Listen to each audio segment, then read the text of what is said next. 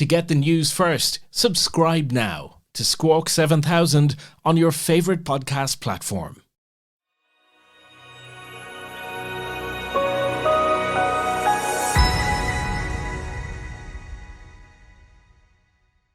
On this episode of Squawk 7000, Lillian Bland. That's a name for you to think about. She was an aviator who flew for the first time in 1910, becoming one of the first women in the British Isles to take an aircraft into the air. Why am I marking that? Because our guest this evening is going to talk to us about women in aviation. And here we are over 100 years later, and occasionally, when a woman is featured in a news article, she's still an element of novelty or curiosity. My guest this evening is Kathryn Vinclaire. Kathryn, welcome to Squawk 7000. A future aviator, I believe? Yeah, one day. The reason I suppose we're chatting to you this evening is your primary activity, which is as a producer of documentaries and a camera operator before that. Women at 36,000 feet. That's a title that I'm presume is going to capture people's attention. Why, in heaven's name, are you taking on a project like this at this stage of your life? That's the billion-dollar question, isn't it? Do you know, it came from initially my own desire to enter the industry. I wasn't thinking about making a documentary about this. I was just looking to see what opportunities were out there, see what I could walk into within the industry as a young woman. I mean, I come from working in a male-dominated industry, went into working in male-dominated industries like camera crews within films and music videos and all sorts. So the idea that the aviation industry is male dominated wasn't a big surprise to me when I started to look into opportunities. And it wasn't something that really concerned me much either, because I'm one of those people that doesn't see it as a particularly strong issue personally. It doesn't affect me so much. However, when I started to look into some of the stats, I was truly shocked. When I first looked into it last year, the stats were around 6% representation at a commercial airline. And then if you drill down even further, airline to airline, country to country, those ratios change. And in many cases, it's closer to 2% or 3%. There are outliers, of course, but at the same time, I was really shocked at those numbers. I thought, well, gosh, women have been flying for over 100 years. Surely this is less of a novelty industry for them to enter into. So it really surprised me. I thought, well, that's interesting. And I'll just, it was bookmarked in the back of my mind for a few months. And then a couple of years ago, International Women's Day came around. By that point, I was following lots of different airlines and aviation groups on LinkedIn and on my social media. And I came across just the influx of polished, glossy, inspirational promotional videos that these companies were making, showcasing all of the women that work at their airline. And it was all very empowering and very inspiring. But at the same time, it seemed to act as though the problem was solved and that the numbers were not as stark as they currently are. And it seemed to me a little bit of an oversimplification that didn't quite match up to how the industry actually is in terms of representation. So immediately I thought, well, gosh, there's this significant gap between what's being presented within the mainstream media and what's actually found within the industry. And that instantly became fascinating to me. Knowing that I was going to have this conversation with you this week, I was doing some flying at the weekend and some of the pilots around me were women. And I asked one of them about this to get a kind of an insight into it. And she said something I thought was really interesting. She said, yeah, it's really interesting. I look forward one of these days to not being a novelty when I say to people, I fly. 100%. Yes. I mean, this is something that rings true from the research and many of the women I've been speaking to. They're not interested in becoming female pilots. They're interested in becoming pilots. Their gender does not enter their mind when they figure out what they want to do for a living. They just know they want to fly. We all will be better off at a time when it isn't a novelty. Now, I know this is very difficult for a documentary that's not complete, but I'm curious to know at this stage, will you be able to come up with some solutions or at least some insight as to why this is the case? So with the people that we've spoken to, it's been a range of women from all around the world. And I will say there's no one particular place or one particular area of the industry or one particular age group or demographic that we've spoken to who've experienced more or less overt discrimination based on their gender. But I will say I have come across quite a few unfortunate stories from female pilots of sexism that they've experienced from all sorts of people throughout their training, throughout their careers. And this can range from little microaggressions, jokes that aren't necessarily funny, or perhaps were funny 50, 60 years ago to a very few people, but definitely aren't for modern ears, right down to far more serious things that involve lawsuits and all sorts. So I will say it is the minority of experiences of all of these women have been overt discrimination, active discrimination. And the majority have actually found that the men in their careers have uplifted them, supported them, provided them opportunities, training, guidance, everything that they could need. So I will say overall, the industry is on the whole extremely positive and has so much to offer women and girls in training, so much. But at the same time, it's so important to not overlook some of the areas that do need improving and the issues that are still prevalent in the industry. We'll be back with more after this short break. Our guest on the podcast this week is Kathryn Vinclaire, and Kathryn is the producer of a documentary called Women at 36,000 Feet. And Kathryn, we're talking about the idea of, I suppose the other phrase that people like to talk about around this is a glass ceiling, where people can get so far but no further. This idea of a glass ceiling, it's fascinating because it depends on where each individual pilot, regardless of gender, places that ceiling within their career. So for some people, it's, will I get to train? Will I pass those tests? For others, it's, will I be employed at airlines, or are they going to look at my gender and see it as something that might be a hindrance? And for others, it's, will I, after years with an airline, have a chance to become a captain and go for that training? We found examples of things like the time in a woman's life where she may have gained enough hours to start to be considered for captain's training after being a first officer at a commercial airline is around the same time where women want to have a family and the biological clock is ticking in a way that will never affect men in the way that it does women. So there are definitely hindrances and definitely conversations that women have to have with themselves at quite a young age to do with families, to do with becoming mothers, that can definitely impact those areas. In terms of a glass ceiling, it's different for everybody, but it definitely exists for some. You indicated earlier on that in some of your interviews for the documentary, you've also had some women say to you that they would also share things with you off the record. What was off the record that wasn't going to end up on film? That's a tricky old question, Michael. It's a great one, though. The off-the-record conversations have been shocking, quite moving, quite difficult to hear. They've been the ones where I finished the call and just had to have a quiet moment with myself just to reflect on everything that's been shared.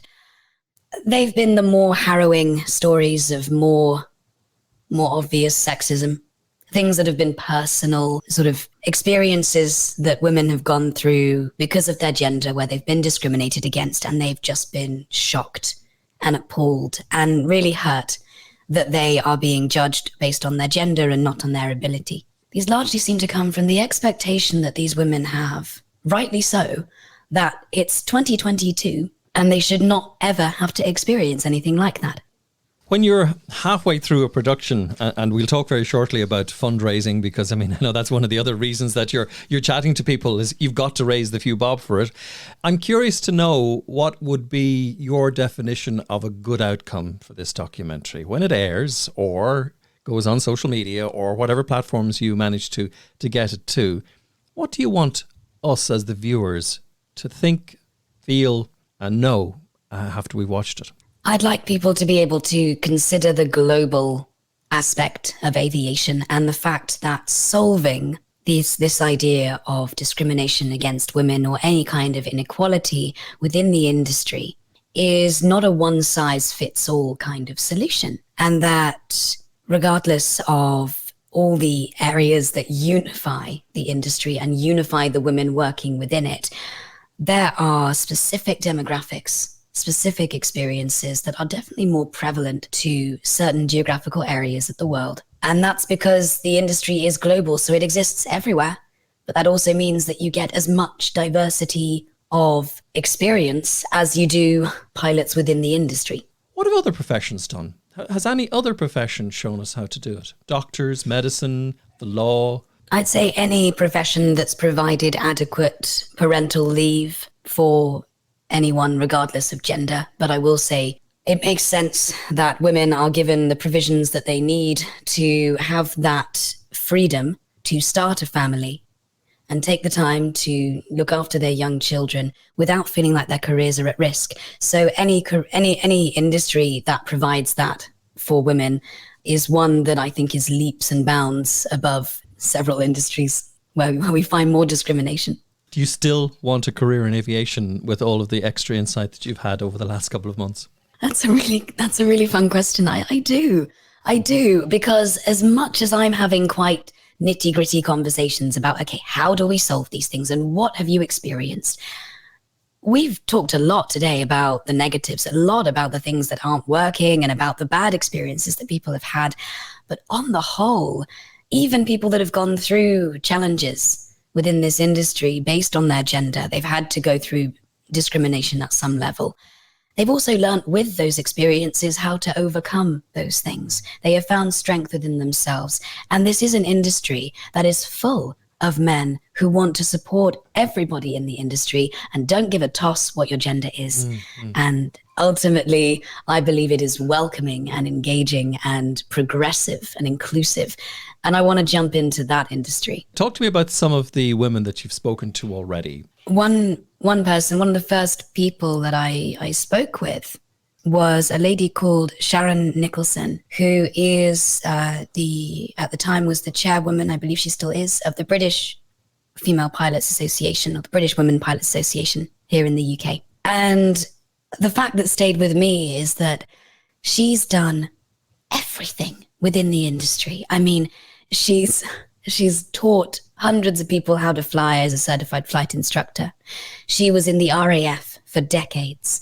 She's also worked in other areas of aviation professionally. She's run the gauntlet. But when she was my age and wanted to do exactly what I want to do, and get her pilot's license and begin her training, she wanted to join the RAF, but at the time the RAF didn't allow women to join.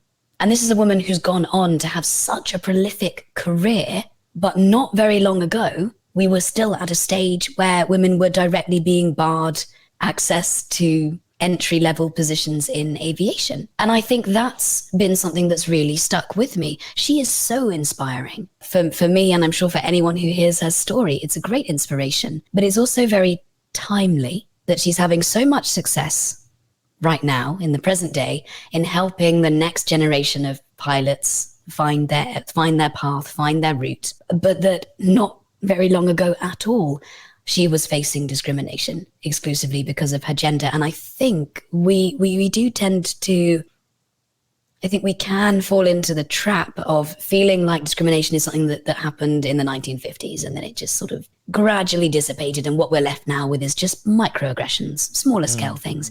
But actually it is still very prevalent. And reminders like that, I think, are very, very timely. One of your contributors mentioned to you, I think, that they were worried that your efforts might be written off as complaining.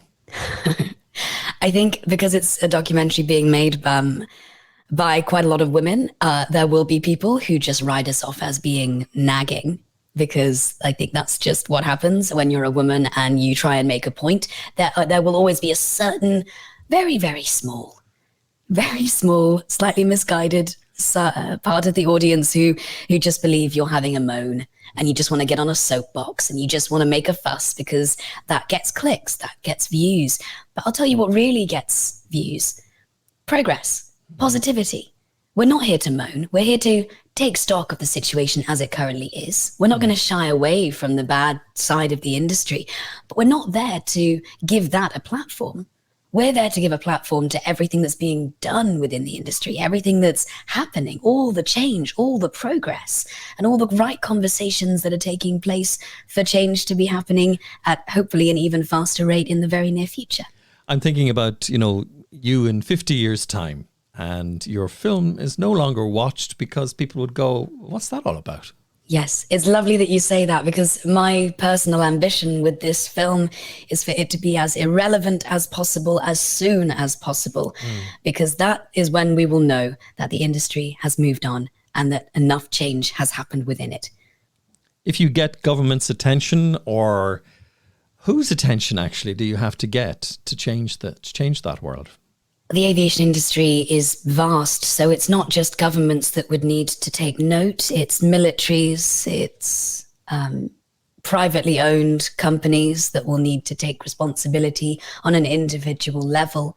As much as there's a lot that governments can do in terms of mandating certain changes at an industry level, I will say the majority of change hasn't come from that sort of instigation.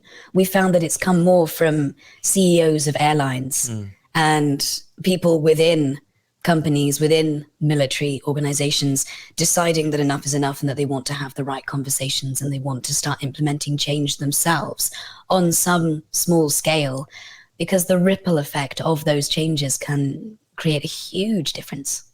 Now, we mentioned that you are self-funding this project, in other words, raising the funds yourself. I suppose that gives you an element of independence as well as a filmmaker, doesn't it? That was my first. What's the goal? How much are you heading for? And what do you need? We are hoping to raise £22,000.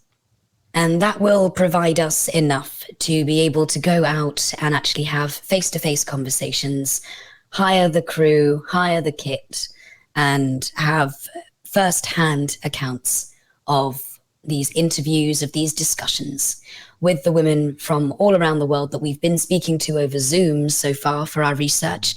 But I'll tell you, I think we're all a bit tired of Zoom calls by now, and this is not a podcast. Kathryn, you mentioned that so far you've only been able to really do a lot of your research remotely via Zoom. Tell us about one or two of the more interesting people that you've spoken to so far. One of the most inspiring people that I've had conversations with, I think, is Tracy LaTourette. I always leave my interviews with her on such a high. Her story is so inspiring, and her faith and belief in our production is particularly touching. My name is retired Air Force Lieutenant Colonel Tracy LaTourette, call sign Jackie O. I'm Colorado's first lady fighter pilot and one of the first women in the world to fly combat aircraft. That title wasn't something I was chasing, though. The only barrier I was trying to break was the sound barrier. And I got to do that flying missions all over the world as a combat mission-ready F-16 fighter pilot from my home state of Colorado, USA. My parents always said, do not pray for an easy life, pray to be a strong person. So I pursued a future defending freedom and democracy and attended the U.S. Air Force Academy. Not easy, but definitely made me strong.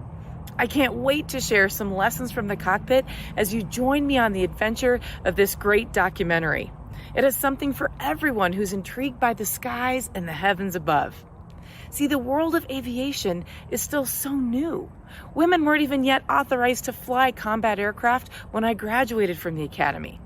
So maybe your job doesn't yet exist. Maybe your perfect place in the skies has yet to be invented or discovered. My hope is that you'll hear something from one of us today that sparks a fire in you to chase your very own next big dream. See, we're counting on you. Don't just listen to us, learn from us. Apply your lessons from our experience, then follow your very own flight plan for success. Just maybe you'll find the inner fighter pilot in you. I'm Tracy LaTourette. Fights on.